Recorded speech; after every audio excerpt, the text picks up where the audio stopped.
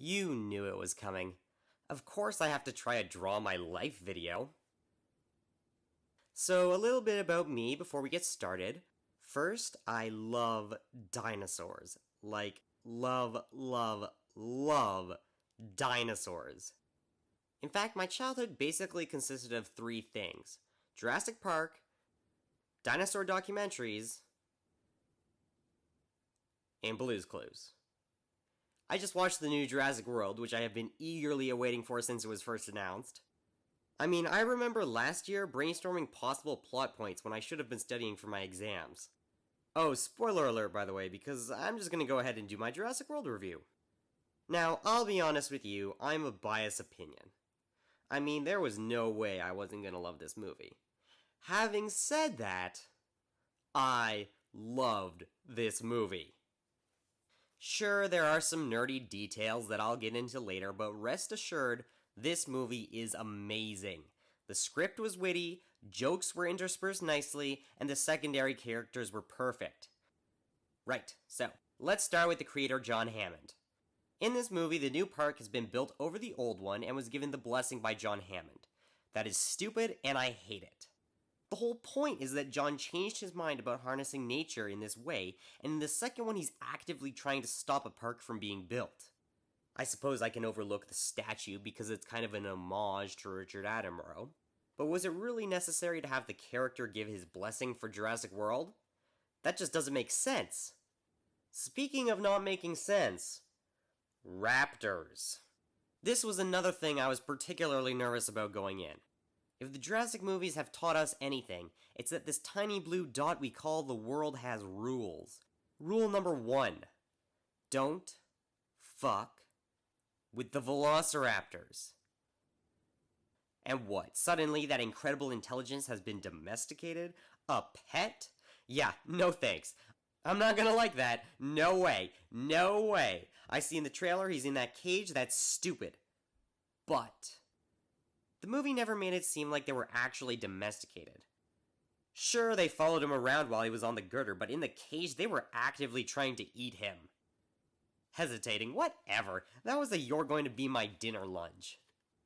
Then when they turned on him with the Indominus Rex, I was like, yes, this is awesome. That is what I wanted. You can't tame freaking velociraptors, they're just waiting for their chance to get you back. Of course, it was later ruined with the whole changing their mind and battling against the Indominus Rex, but, you know, mutual respect. Pfft, velociraptors don't die for some human. Also, final small thing is I would like to have seen feathers. I know the park designs them to look that way, but I think as our understanding of dinosaurs grows, so should how they're portrayed in the films, and the park for that matter. One of the greatest things about Jurassic Park was how realistically they created dinosaurs. Well, relatively. So yeah, slap some freaking feathers on those babies. And the proto-feathers on the Metracanthosaurus? Not enough. Not impressed, Steven. Not impressed. Although the scene with the birdfoot was amazing, by the way, I loved that. But enough about dinosaurs, let's talk about what everyone wants to hear. More dinosaurs! Some new additions to the Jurassic Park catalog, the Mosasaurus, and yes, I know it's not a dinosaur. Now, I can totally get behind a Mosasaurus. I mean, who doesn't want to see a giant sea monster? But I knew going in they gotta give me an explanation, because guess what? Mosquitoes can't swim. Like, it could be anything. Surely there's some sort of blood-sucking aquatic animal that could be preserved, and if not, they could just make it up. I'd be fine with that. Actually, I probably wouldn't. Mosasaurus is too big, by the way. Ankylosaurus also getting a bigger role than they had in the third one. Ankylosaurus is just one of those recognizable dinosaurs that you know they're going to add. Same with Pachycephalosaurus. Not to say I don't like those dinosaurs, but what about a Psittacosaurus or a Baryonyx? What? They already had a Baryonyx? Huh. I didn't see that. But what I really wanted was a woolly mammoth. Just a fleeting image of one. I know it's not a dinosaur, but it's something everybody knows about and it's really relevant considering we're actually trying to clone a mammoth. Then there's the big boy, Indominus Rex, which I surprisingly didn't have that much of a problem with. I thought it would be really stupid, but it was only as stupid as it needed to be to keep the movie cool.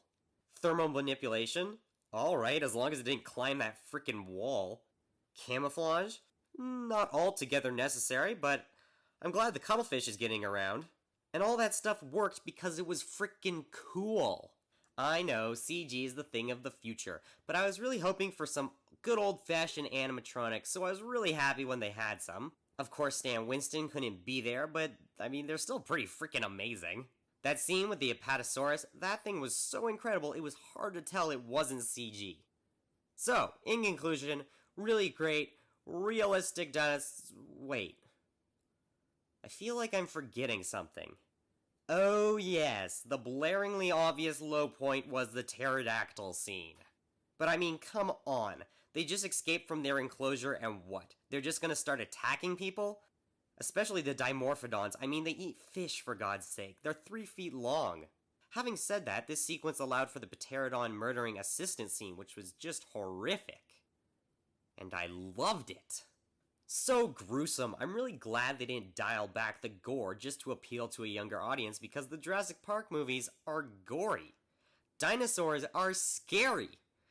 When I was doing research for this, I found all these paleontologists talking about incorrect logistics, but I couldn't find anyone saying the fear of dinosaurs was unwarranted. Like, yeah, son, a T-Rex would totally eat you.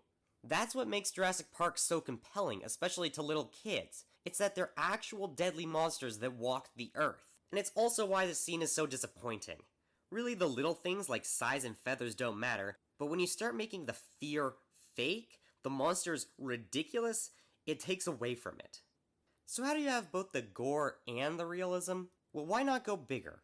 With the largest thing ever to fly, the Quetzalcoatlus, and possibly 8 baby sauropods, which are pretty big. So let's talk characters. Really, I like them all. I didn't love Owen or Claire, but they were alright. The kids I did not expect to like, and they seemed really bland for the first good chunk, but fine. I'll admit it. They grew on me. And I like how the older brother was always looking at cute girls. That was funny.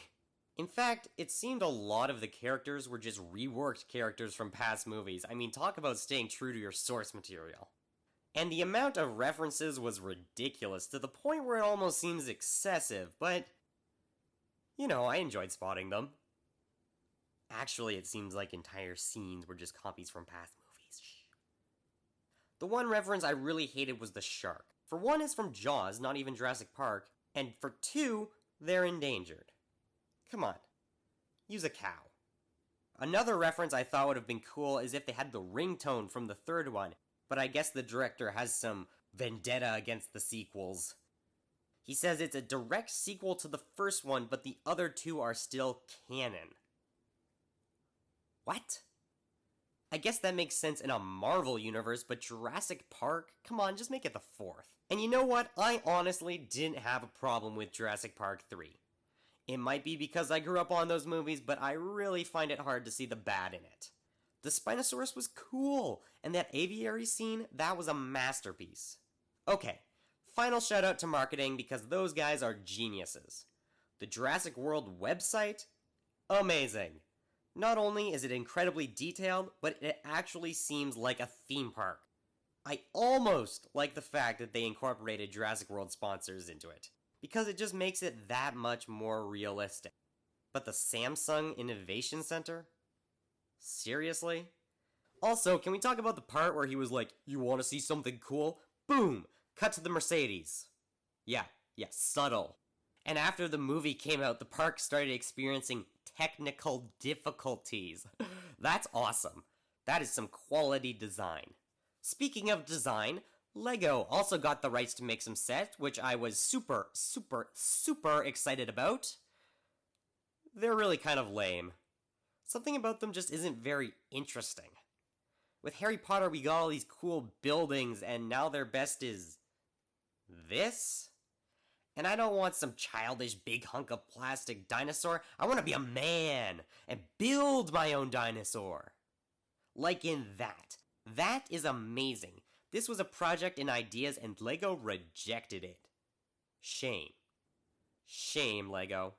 And just to rub it in, that one set is better than your entire Jurassic World series. Case in point, take Wait, That can't be right. Why does Gallimimus have freaking carnivore teeth? It's so sad when you can't even get your facts right. Just take it off the shelves. That thing is a personal insult. So in conclusion, loved it. Amazing. Although it's not the way I envisioned it. But I know what you're saying.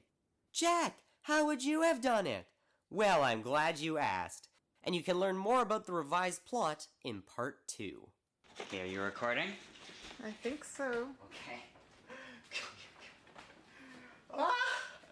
This is so ridiculous. Okay. I just got this from upstairs. Is this not the exact same toy in this frame I just found in Jurassic World? Okay, look at it. And now look at mine. That is the exact... Okay, look at... The posture is the same. They have the same black line. Look, it's got the yellow on the head. Like that? You see that? Tell me that's not the same toy. It's the same toy. I know! I know! This is... so happy. This is a sign, Mom. This is a sign that This is a sign that I should be helping with the next Jurassic World movie. This is a sign.